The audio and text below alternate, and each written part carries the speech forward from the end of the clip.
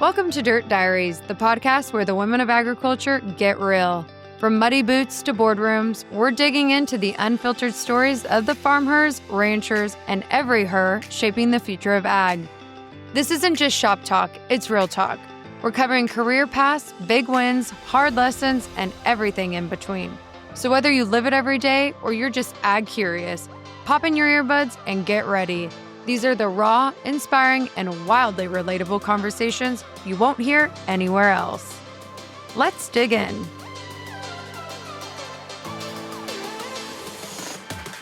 Hey everyone, welcome back to Dirt Diaries. Today I'm excited to introduce you to someone who's helping shape the future of farming from inside one of the most iconic names in agriculture. Taryn Fischels is a product marketing manager for precision upgrades at John Deere. Growing up in Northeast Iowa, she developed a deep appreciation for farmers and the role they play in feeding the world. And now she channels that passion into making sure farmers have access to the very best technology. Whether it's creating launch plans for new precision upgrade kits, working alongside dealers, or even producing how-to videos for the John Deere YouTube channel, Taryn is focused on meeting farmers where they are and helping them get the most out of their equipment. In this episode, Taryn shares her journey into agriculture, the mentors and experiences that shaped her along the way, and why she believes there's room for every young woman to find her place in the industry. She's smart, passionate, and deeply connected to the people she serves, and I can't wait for you to hear her perspective. So let's do it. Let's get dirty with Taryn. On this episode of Dirt Diaries is Taryn Fischels. Thank you so much for joining me. On this episode, or on Dirt Diaries, we dig in, we get a little dirty, but you work for John Deere and we're here at Farm Progress. And so I want to thank you for taking the time because I know you guys are super busy. This is a busy show, like I said, for you guys especially, meeting with a lot of farmers and customers from all over. But let's get to know you a little better. Tell us a little bit about yourself, our viewers and our listeners, and just how your journey came about to ending up at John Deere. Yeah, Kirby, thanks for having me. My name is Taryn Fischels, and I'm a product marketing manager for our planter precision upgrades at John Deere. And I know when we think about John Deere, a lot of the times we think about new equipment, but every day I'm thinking about the older pieces of machinery that are on the farm and how we can bring new technology to those pieces of equipment. And so I actually got my start at John Deere really in like communications and journalism. I was writing articles for John Deere online and editing videos and things of that nature, and really just got into the tech and equipment side of things and really just grew to love it. So that's what brought me here to Farm Progress today to talk about upgrades and equipment, and it's been an awesome show so far. And before we get into that, let's talk about you. Did you grow up on a farm, or, how did this all come about where you're at today? Yeah, so admittedly, no, I did not grow up on a farm. I grew up in a small town in Northeast Iowa, and it is a rural community there, but had a corn and soybean field in my backyard, friends that grew up on dairy farms. But how I actually got my start into all of this is my family worked for John Deere in our factory. So, production workers helping build the tractors. And so my dad has done that for many years, and my uncle and my cousins and different things. So John Deere and equipment has always been in my family, but just not in the traditional grew up on a farm kind of way. Two very cool things that you just touched on when you were speaking is, one, that you don't have to come from a farm or have this as a background to be in this industry, which I think is really neat. Yep.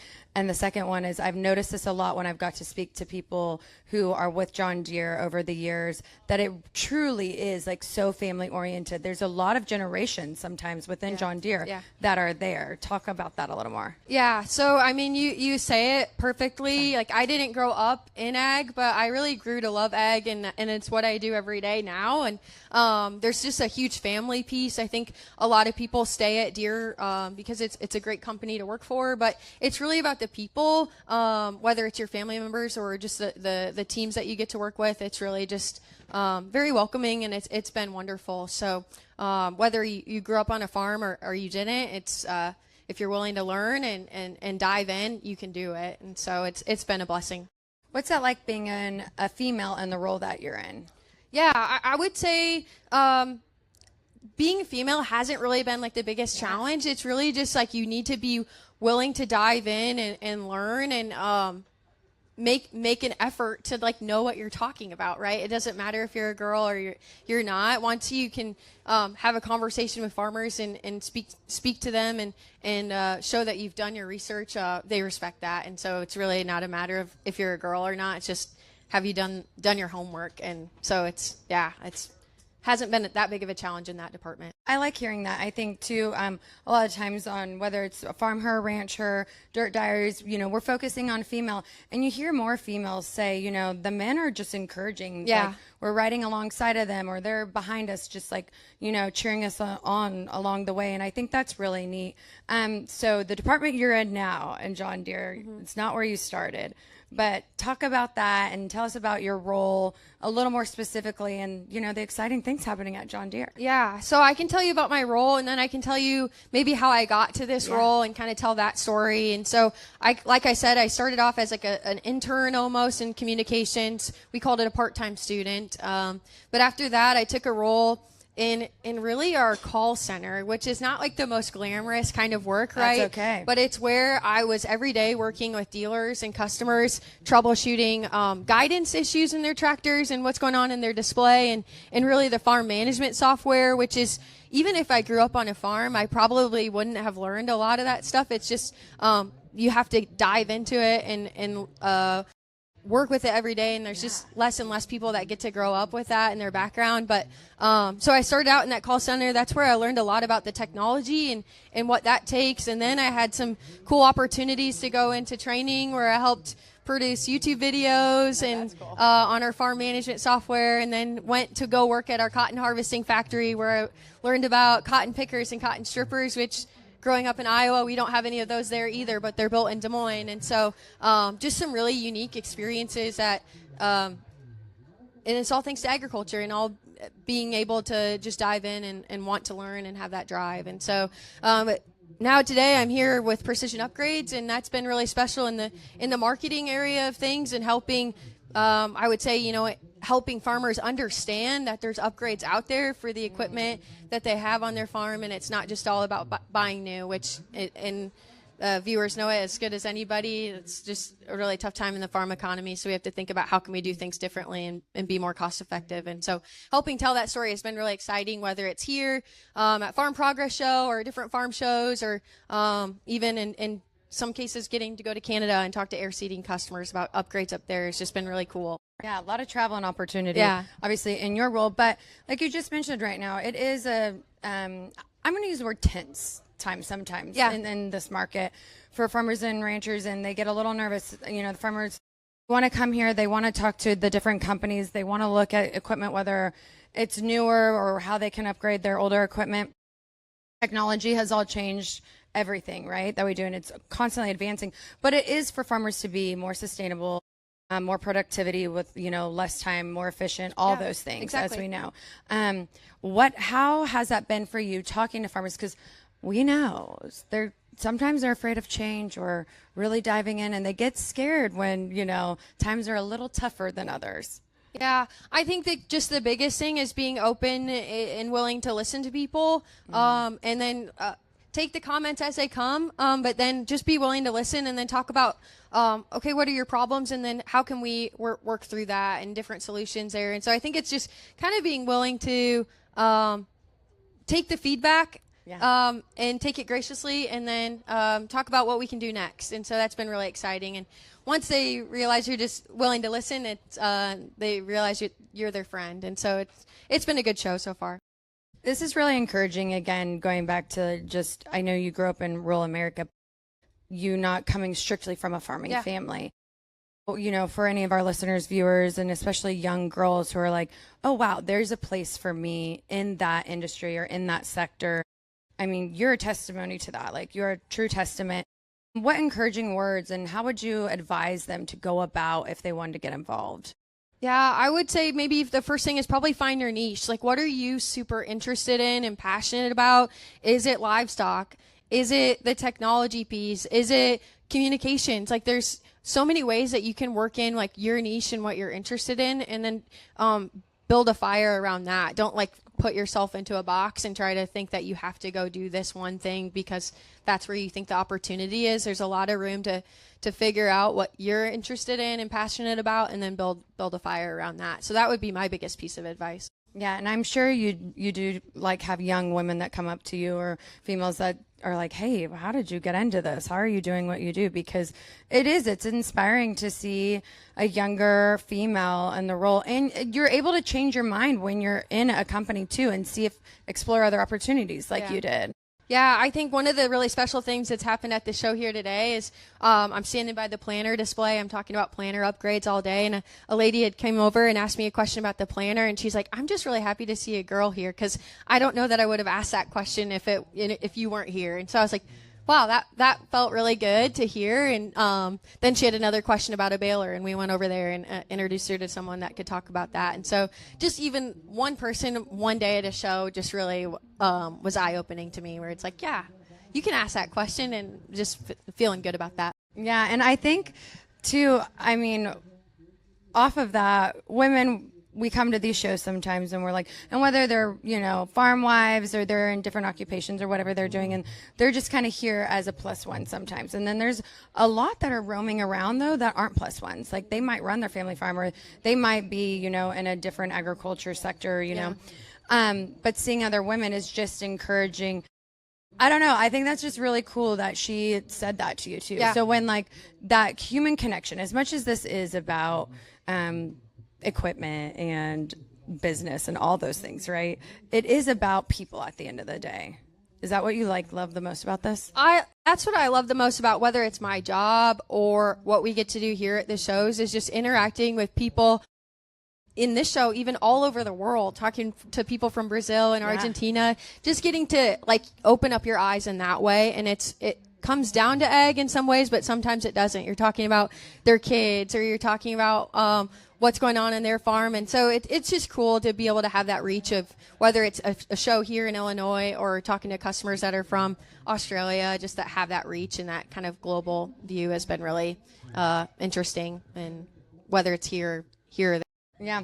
Our owner, CEO of RFD-TV, Real Media Group, Raquel Gotch-Kaler, I had her on yesterday, actually, and we were talking about some things, and it was just for Market Day Report, but she had mentioned that, we don't have we didn't grow up farm, her and her sister specifically, farming. They didn't have a family farm either that they participated in, but this network is like a family farm to them.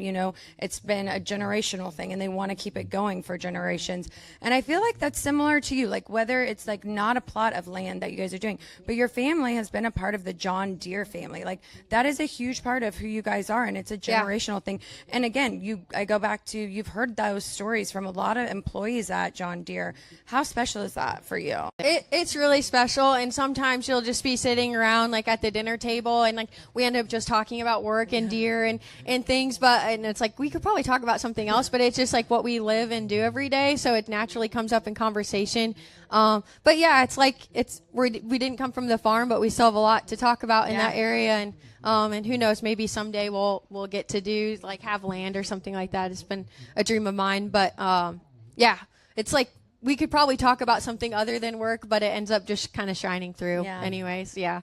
And I think that's special, too, for a company to recognize the dedication from one family member to the next, and want to continue it on and give the opportunity to the next generation. Yeah. I mean, it's very much like the family farm, like you just said, being able to hand that down to people and have those stories. Even I have a bookshelf in my apartment that has all these cool little old John Deere toys on it, and they're from my dad. In some ways, I picked them up from the show, but just being able to hand that down to somebody, and now it's in my apartment all the time, and it's just fun to see. Yeah, when we first kicked this off, you mentioned obviously your role and where you're at now, and going back to the older equipment and just updating those. You hear stories from people all over that come and tell you, I'm sure, and they tell me this, but I'm sure they tell you time and time again, the story of how they got the tractor that they did, or the combine and things like that. In your role, has there ever been any that stuck out to you, or you've heard that story and it just really pulls at you? Yeah. I mean, today's, I can't think of anything specifically, but we have a lot of really cool old pieces in the booth today. And there's a lot of customers that are like, man, that looks just like my grandpa's tractor and he planted corn with that every year. And so just being able to draw on that, like, really opens up, those stories from people. But, I put you on the spot there trying to, think of one. But I think that's neat. Yeah, they just come up and they want to tell you, like, the connection, their roots, like their connection to the tractor, or, like I said, the combine. Okay, we're going to do a little fun game now. Okay. I know it's a little steamy up here, so I'm sorry about that. It is kind of hot today at Farm Progress. Good weather this year, but it's a little steamy up on the stage. Okay, it's called Break the Ice. Weirdest habit that you have, or a habit in general that you have. Weirdest habit that I have. I take a bath every day. Like some people are shower people. That's kind of just like my daily wind down. I have to take a bath and just kind of soak for a little bit. So it's just like relaxing. That it is very relaxing. It's like not that weird, I guess. I don't think it's weird, but you're right. You hear a lot more. Not a lot of people anymore are bath people, or there's not a lot of bathtubs anymore in houses, which is I love. Too. That's going to be a requirement. Anywhere I live, I have to have a bathtub. Gotta have that bathtub. I like that. Okay, guilty pleasure. Do you have one? Oh, guilty pleasure.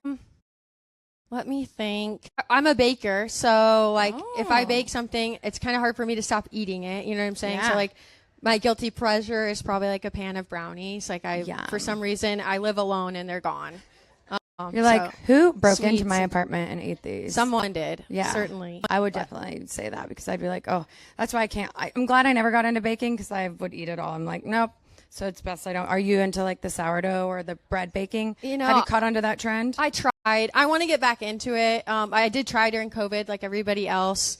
But I was gone, and then you have to feed that starter every day. I feel like you have to talk to it. You have to be like, you can do it. Grow, baby. Love and care.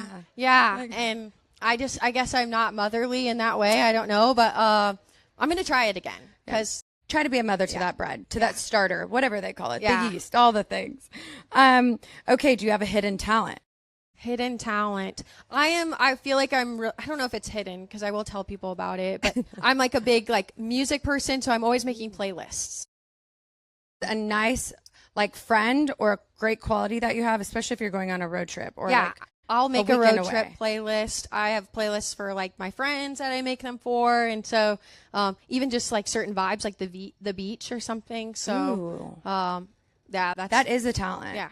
Jenna would probably love you to ride back in her wonderful black Betty van that she calls it, that she drove from Nashville here, because we got in it the other morning and we didn't have a Farm Progress playlist. And I was like, I mean, I didn't make one, but I was like, we need someone who, so we should have just kidnapped you. Every road trip needs a playlist. Yeah. Something that makes you laugh. Something that makes me laugh. So I love King of the Hill, that TV show. That makes me laugh without a doubt. And so that definitely makes me laugh. I haven't seen that one in a long time. Well, they have a new one now too. Oh. Yeah. I have to check it out. Do you have a favorite condiment that you like to use in excess? Okay. I'm a hot sauce person. So I'm going to put hot sauce on a lot of stuff, and probably, hot, and it doesn't matter like whether it's buffalo or like serrano. I'll put it on a lot of stuff, and maybe to excess, but yeah. And not to stereotype you, that's shocking from Iowa. Yeah. you know? You would have thought I would have said ranch or something. Yeah, or just salt, pepper, and maybe ketchup. I don't know. Hot sauce. I'm shocked all the way. right now. Well, come on down to Texas. They'll love you there. Okay, if you could participate in a reality show, which one would you participate in? So I actually love survival TV shows. Ooh. So like, I don't know, something of that nature where I probably wouldn't win, and I'd probably get kicked off really early, but I would maybe go do that where I get to be in the woods for like a week. And there's a lot of those now too. Yeah. I mean, obviously Survivor is the original, I feel like, but there is the Fear Factor for a while. I don't think they do that anymore. That one I wouldn't do. Probably. Oh, you're like, no, you're just out on that. Let me go camping.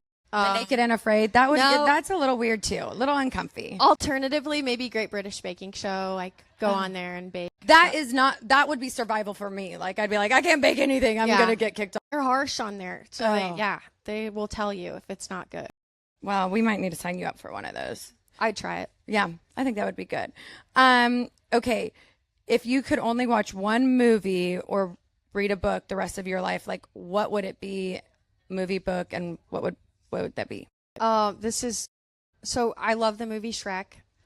Oh, I would that's probably, sweet. if I had to watch that every day, I would be okay with it. Fiona. Yeah. And Donkey. I just think it's funny. So Donkey is really probably funny. that one. Yeah. But That's a good one. No yeah. one's come up with like a good heartfelt one like that. I was like, is this too childish? Maybe, No. but no. It's my comfort I movie. mean, some people have said The Notebook, and I was like, I mean, That's depressing. No, that is depressing. I agree. Have you had a really distinct moment of pride, whether it's personal or professional, or both?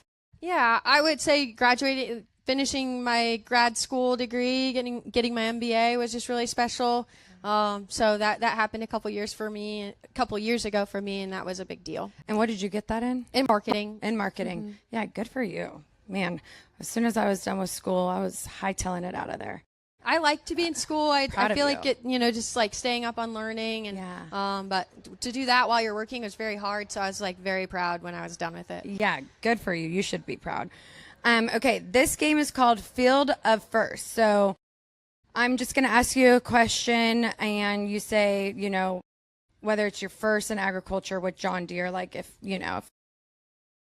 Field of First. I was like, did I read this right? Jenna's handwriting.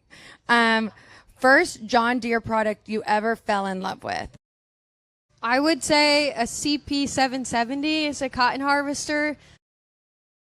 I got to work with that team, and like just being from Iowa, we don't see those at all, and so that was really cool to run into and learn about. I don't know if you're dating, but I feel like we should put you on the dating show for a reality show. Like, could you imagine on Farmer Wants a Wife, they'd be like, this girl, hello, love at first sight.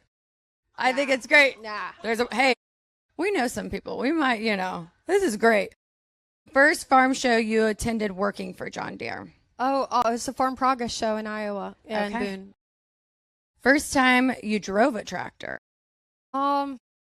First time I drove a tractor, honestly, I remember probably being at like my friend's house as a kid, like sitting in the seat with somebody. I couldn't tell you like when or where, but I was probably like second grade or something, not driving it, but in the lap of somebody. Yeah. And then the last one is the first time you realize, oh, I love like where I'm at, what I'm doing, and my position with John Deere. I probably realized this like way before, but the moment that's coming into my head is we got to go to Paraguay to launch that's cool, a cotton picker there, and just being there in that country at the show, like just an experience I know I would never get doing anything else. And I was like, I love what I'm doing when I was there doing that. So that was really special, and just a wonderful memory for me. Yeah, the opportunity and this, like that's really cool. Again, growing up where you did, rural America, I grew up in a rural area as well, and just all the places I've gotten to go and the people I've gotten to meet, I'm like, I don't know, I just was like, wow, this like was really possible. That's really special that you got to like travel overseas and do that. Yeah, and see a part of the world that you just never ever get to see probably. Yeah. And so yeah, it was amazing. That's neat. Okay, this is in the cab confessionals. So imagine you're in the tractor cab all day, and then I'm gonna say the things, which this is actually perfect for you. What is your go-to cab playlist? Yeah, I think if I was in the cab, it'd probably be Turnpike Troubadours. That would be, I'd be listening to them, I bet. I think they're playing in Chicago tonight, actually. I might have to figure out if I can leave early. Yeah. Just kidding. Okay, we got to end this podcast now. Your go-to cab snack? Probably Cheez-Its or beef jerky. Those are good ones. What is your guilty pleasure podcast? Or do you listen to podcasts? I do listen to podcasts, and I like true crime. Ooh. So there's a lot of true crime, like Morbid or something is what it's called, and like kind of creepy to some people, but just it's a fun show. Did you listen to Dr. Death? I didn't. No. Check that one out. It's crime. He was a criminal. Definitely was. What is your, this one says, what is your weird habit? But I guess bathing. Her hygiene is her weird habit. Who knew? Okay, this game is called Paint It Green. So how would you pitch a John Deere redesign for the following items? Okay. A bicycle. We could obviously paint it bright green with yellow rims, and then throw like a really nice operator seat on it, maybe. So you're like riding a bike, but you're like very comfortable while you do it. I wish I had a better answer for that because I am a cyclist outside. But yeah, we could like maybe put like we have all the time. You can like really think this out right now. Yeah, I wasn't prepared for that one. But let's see. Yeah, I'm gonna go with like a really nice like operator seat on there. It would look strange, but you'd be really comfortable while you're riding. So with this bicycle, especially, you know, old, new, what you're doing, yeah. Would it be like a Land Cruiser or like those beach cruiser bicycles, or would it be like a mountain bike looking? It would be kind of like an e-bike. Like there's a lot of e-bikes out there right now that kind of look like motorcycles. Like they have the really big seats on them, and so it'd be electric. We could go pretty fast with it. But more landscape to put the John Deere logo on. Yeah, for sure. Yeah, I like that. Okay, a cell phone. So how would we like rebrand a cell or redesign a cell phone? Yeah, how would you pitch to John Deere a redesign for a cell phone? Hey, you are the smart one on this podcast. Yeah. So if I take a cell phone and I redesign it, I'm sorry, I wish I had a better answer. I don't know. And you could even talk about paint colors. I guess you could make it like a corn stalk. Maybe. Yeah. Tractor? I don't know. I'm trying to think. Yeah, a tractor phone. The wheels could dial. Take it old school. Yeah. I'm sorry. I have no idea. No. Hey, don't worry. You're not losing. John Deere did not give us these. This was our team's doing. I'm very sorry. A coffee maker. Okay. A coffee maker. Obviously, we could paint it green and yellow. We could have it. I don't know. I'm terrible at this. No, you're not. I wouldn't know how to answer these. That's why I'm asking you them. I couldn't answer tough questions here. Okay, we'll move on to the next thing then. This is called the Deere Download. So just answering these quick, fun questions. Best farm show snack. I've been eating Airheads all day, so that's been delicious. Is that a snack? Yeah. Oh, okay. Yeah, we have plenty of those. And then trail mix is a good one too. But I don't know. You need a little sugar boost. You do. Talking all day. Yeah, it's a long day. So wait, are the Airheads?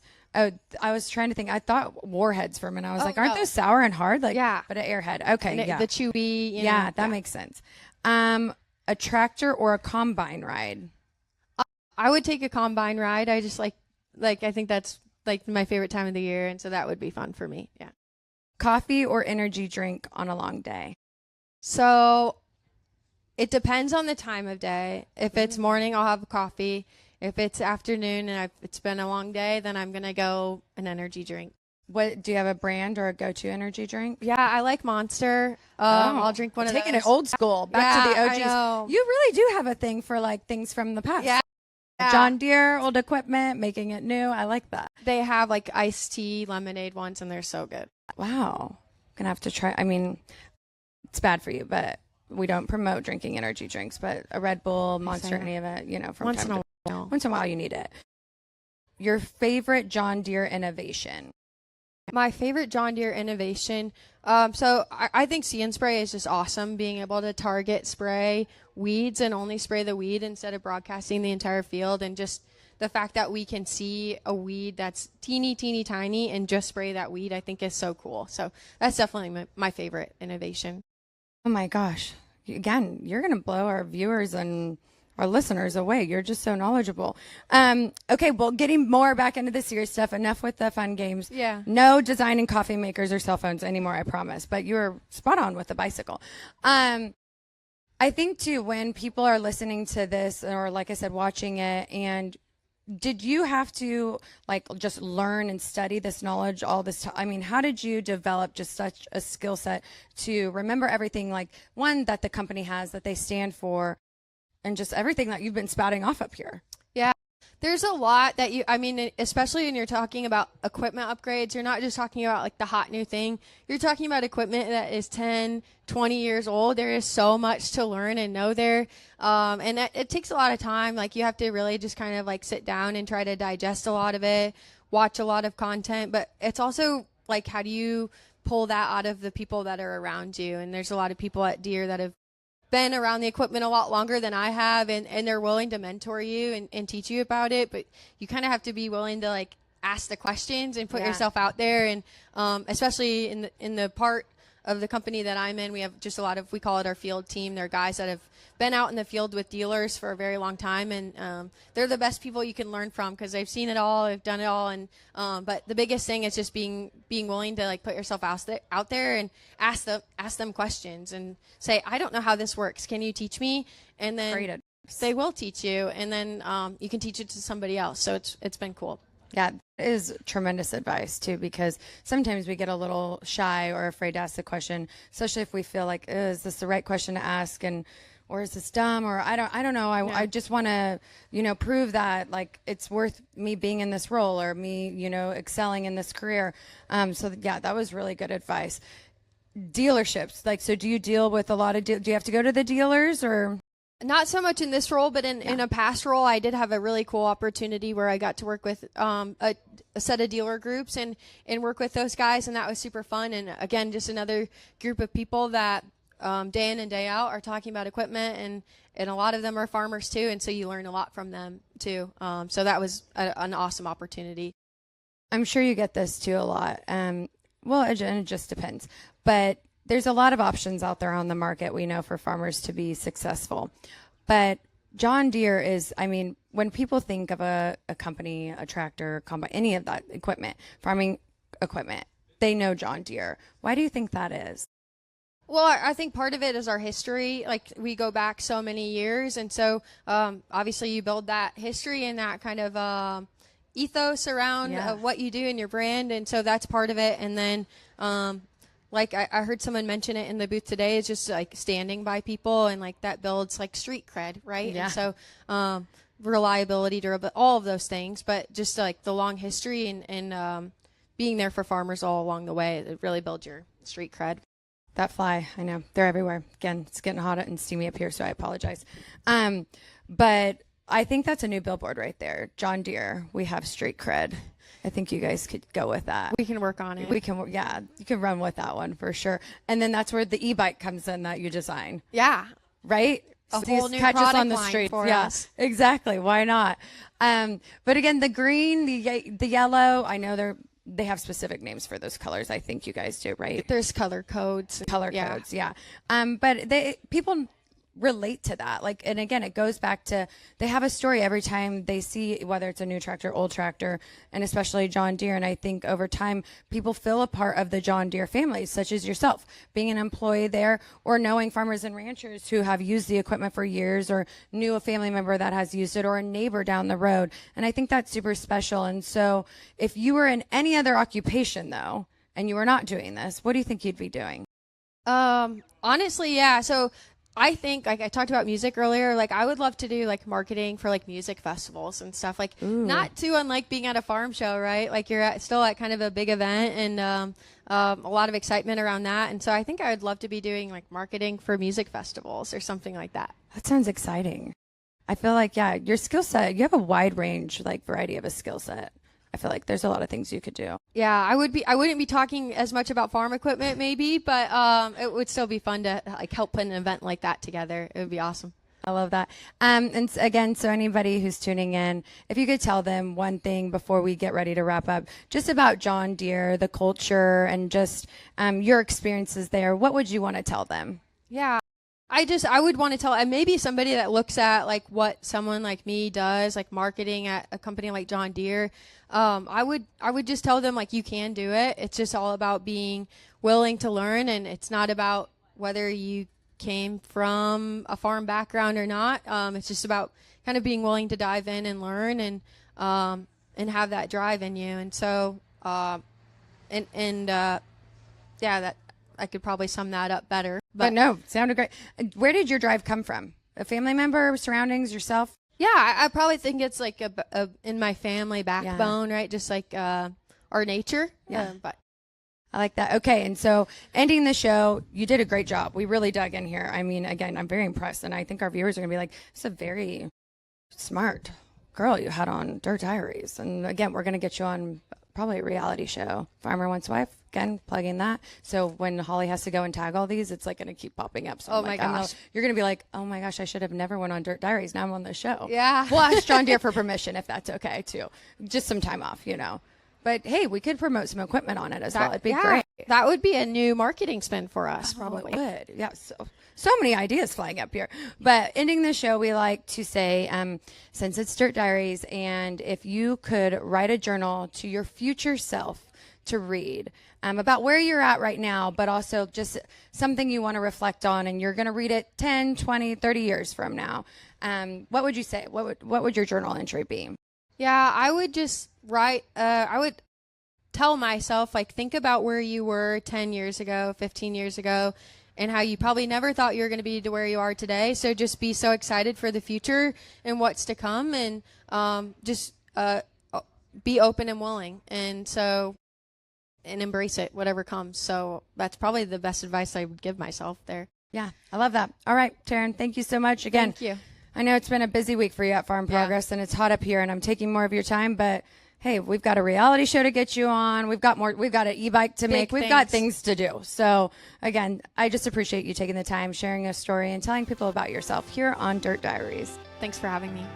That's it for today's episode of Dirt Diaries, where the women of ag leave no story untold.